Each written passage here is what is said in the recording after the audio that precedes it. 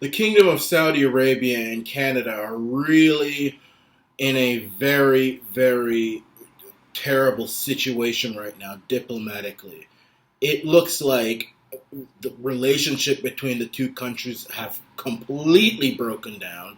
And the other day, an organization related to the Kingdom of Saudi Arabia actually went so far as to make a Twitter post with a picture of the CN Tower and an aeroplane that looks like it is about to crash into the CN Tower.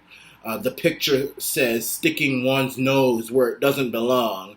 As the Arabic saying goes, he interferes with what doesn't concern him, finds what doesn't please him. Now, the organization has apologized, or the kingdom has apologized, but this just goes back to the fact that nobody respects Canada anymore. A country that respects another country would never dare do this. And what I want to know is, where's Justin the long-haired Mac Daddy Trudeau, the son of Satan? Where is he? Where is he? Why is he not? Why is he not condemning this and telling off Saudi Arabia? Remember when Iran appeared to have threatened the United States a few days ago, and Donald Trump tore Iran verbally apart on Twitter. Don't you ever do it again. You will face consequences. But we have very weak leadership.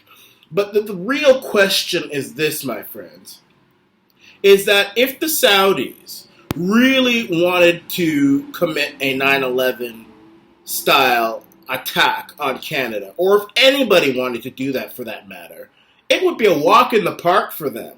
And the simple reason for that is because last year, the son of Satan, Justin Trudeau, the Mac Daddy, made it legal for small knives to be brought on airplanes, domestic flights, all domestic flights in Canada. You can bring an airplane, and on most international flights. So, and I made a video about that last year saying that America, with this happening and with the history, 9/11 and stuff, should probably close its border off to Canada, build a wall across the northern border, and have Cuban-style embargoes until the son of Satan either departs the prime minister's office or changes this very dangerous proposal that he did, allowing knives on planes, domestic and some international flights, after 9/11. Are you crazy? Especially when I think we are in even more danger of a terrorist attack now than we were back then. The amount of vulgar, bad mouth. Look at this picture, for example, this Saudi Arabia. You ever notice, and I notice this even with the Arabic trolls that I get, the Muslim trolls I get. You get white trolls, you get black trolls, you get other trolls, but the most vulgar, the most disgusting are the Arabic trolls. I'm not saying that they're disgusting people, but when they are trolling it, they're just dirty when they the things that come out of their mouth. It's really uncalled for and barbaric as far as I'm concerned, and it looks like Saudi Arabia is no different from the rest of them. But, you're living in this type of hostile and toxic environment, and you have a policy which you still haven't reversed, even though I feel this is a direct threat to Canada. If you recall, 9/11, 19 of the hijackers, or 18, 19 or something of the hijackers, came from Saudi Arabia. And some people have gone so far as to say that a lot of the money that went to invest into the 9/11 attacks came from Saudi Arabia. Saudi Arabian companies and business people. Some even say the monarchy of Saudi Arabia itself funded some of this, and they're just keeping quiet about it. Osama bin Laden comes from Saudi Arabia. His family are some of the richest people in Saudi Arabia. They probably own Saudi Arabia with their construction company, and they come up with this picture, this disgusting, barbaric picture of a plane that's about to hit one of our most recognizable landmarks. You must be crazy if you are the prime minister of this country and you allow knives, small knives, I don't care if it's small or not, small knives to be brought on all domestic flights and some international flights. Especially after what happened on 9/11, number one. even more so because we're facing an even greater threat of terrorism than we did back then.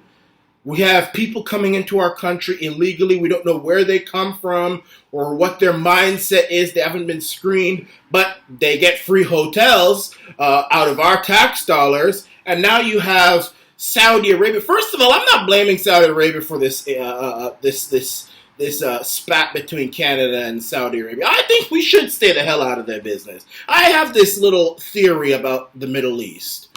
I think that, when it comes to the Middle East, I say that we just forget about them. They just ignore them, don't have anything. This whole trying to bring freedom to the Middle East and this neocon Iraq war trying to bring it doesn't work. Even some people are now trying to say, let's try and bring freedom to Iran. Forget about it. I say if we can pretend like there's a big old wall around the Middle East and pretend it doesn't exist, just ignore them. They do their thing, we do our thing. I think it would be a lot less headache for everybody. So, if Saudi Arabia wants us to mind our own business when it comes to human rights, I think I agree with that. Now, if they have some of our people locked up in jails, then we need to fight them like hell. That does involve us. That is our business. You're locking up our people. Unless the people went there trying to show off, preaching human rights, then maybe they should stay there. They just show off, the fool. What you doing in a country like that, trying to talk like that? You don't understand. It's very naive Canadians, But anyway, I would tend to be more on Saudi's side in this situation. However, you cannot allow this country to threaten our country. It is disgusting. You're out of your mind to threaten our country, and you have policies where you're allowing knives on our planes, and you can see the picture. I believe it's a threat. I wouldn't. Even if it's an idle threat. As I said, I've had a lot of trolls in my time. And the most vulgar ones are always the Muslim ones. I'm just saying, the most vulgar, the most nasty. So even if it is an idle threat, it probably is an idle threat, but it would be very easy to do something like this in Canada. Very easy. Even easier than it was to commit the attack in New York and in Washington, D.C. on September 11th. This would be even easier, much more simple, much cheaper. Canadians, first of all, don't think that anything could ever happen to our country because we treat everybody so good, so why would they want to do anything to us? Well, you saw what happened, on the Danforth. ISIS claimed responsibility for that, and they may not have done it, but the fact that they are willing to take responsibility for that means that they would do it if they could. They don't care how nice you are. They don't like our way of life, and they're ready to kill us. But then, of course, when you have a government that allows, that literally opens the door for the terrorists, they literally open the door and tell them to come on in by legalizing by putting knives on planes, making that legal on all domestic and some international flights. That's a problem. I dread to think what is in store for Canada in the future. This is the Arabian nation.